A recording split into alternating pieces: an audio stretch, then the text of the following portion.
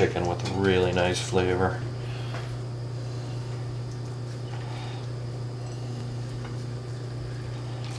They look good already, don't they, Mom? Mm-hmm. Now, could you also put some garlic in there, chopped garlic? Yeah, you could, most definitely. The preparation I'm doing today is with, I'm going to make like a cranberry Dijon glaze for these chicken breasts. So I was kind of trying to steer away from garlic. I think it might overpower the kind of the sweet aspect of the sauce. Okay, so I've got these ready. Got a nice warm skillet. Just check the temperature, bring it up a little bit. Just preheating it a little bit. I like to go with olive oil, combination of olive oil, a little bit of butter. I'll be right back to the stove there. Butter to give it that nice rich flavor. Olive oil so that it doesn't burn quite as high. Okay, so we'll get that going. That's like the hot, ooh, that's good stuff. Okay, very carefully, skin side down. All right. Now, one common mistake a lot of home cooks make is moving stuff around in a pan. What you really want to do with this, you want to leave it alone. Let it do its thing. Let it brown up. Okay. So we're just going to leave those there for a couple minutes. We'll come back, check them, flip them, and then we're going to end up finishing them in the oven. Okay, we're going to work on a little sauce for our chicken.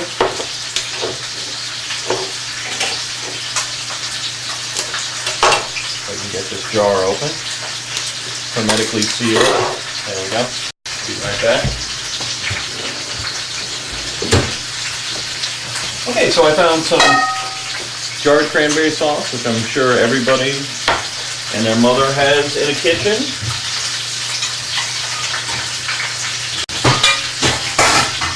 Just gonna grab a little saucepan.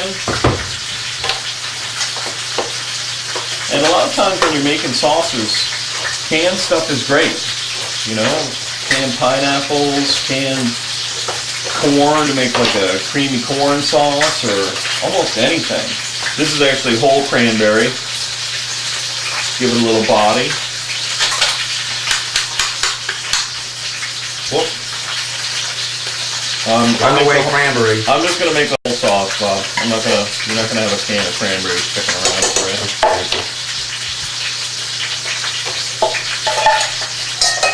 All right. So we've got some cranberry sauce in there to start off with. We're just gonna, and the nice thing about this, you don't have to thicken it, you don't have to really do much to it except for basically melt it down and add your seasoning. And add a little bit of Dijon mustard. And then as we cook this down, we'll taste it, flavor it, season it, see what it needs. I'm gonna start this on the stove.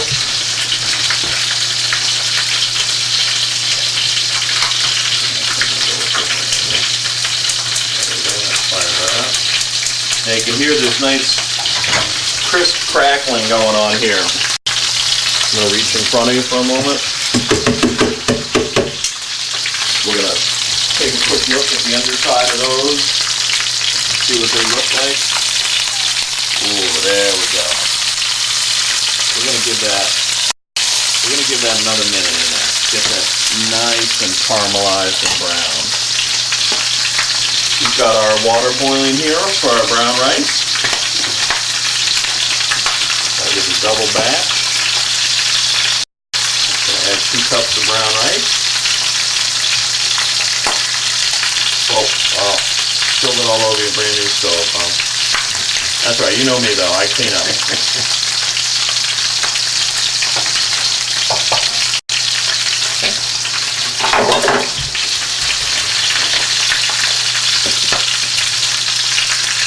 Pardon me?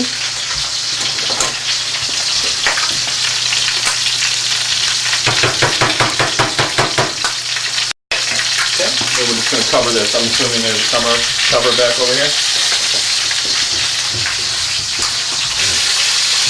Chicken's looking good. See that beautiful brown caramelization right there? Let's flip those over.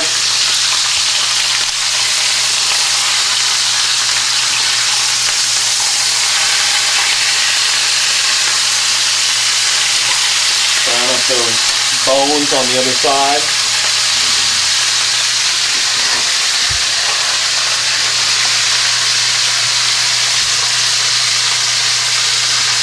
This is something you could do. You could brown these a day ahead, roast them a day ahead.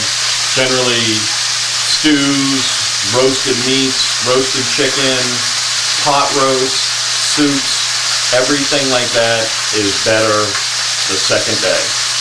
Once it sits, congeals in all its own juices, and then you rewarm it, tend to be great the second day once they set for a moment or two. So this is something you could do in advance, a day ahead of time, and then just leave them in a casserole dish and pop them in the ovens and warm them through for your party the following day. Do you have a whisk, Bob?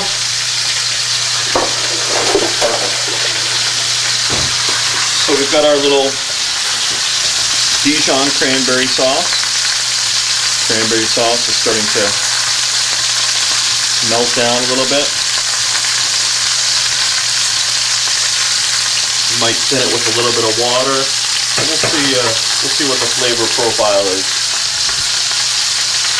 That's one thing that I learned through years of cooking is really you have to taste things, and through experimenting and experience, you learn what things need. Does it need a little bit of salt? Does it need a little pepper? Does it need lemon? Does it need sweetness? What does it need? Alright. Just gonna set these on their sides. These are really nice big breasts. So I'm gonna set them on their sides, get that little side piece browned up.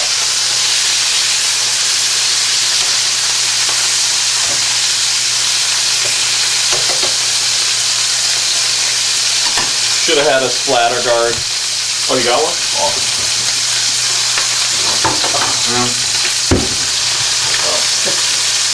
That would have saved me a lot of trouble, but only about another minute on those.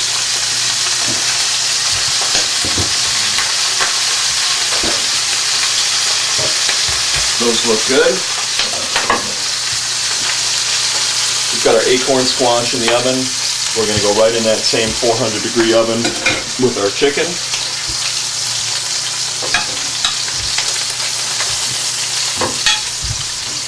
Just lay them out on our roasting pan.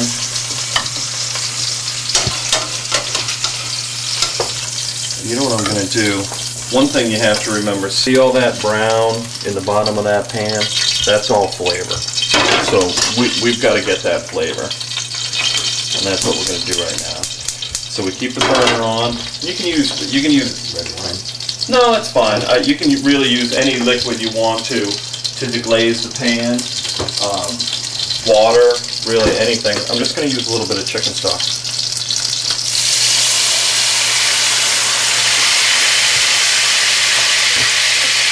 Turn that off. And then really all you do is just go around the bottom of this pan, sides of it, scrape off anything you can, because that's a lot of flavor down in there. Scrape all that off. So it's like a gravy. Yeah, more or less, but I'm just going to use it for a little bit of liquid in the bottom of that roasting pan. Let's not miss anything here. That's all good stuff there. We make our own beef stock at the restaurant. And boy, there's nothing better than say French onion soup or demi-glaze made with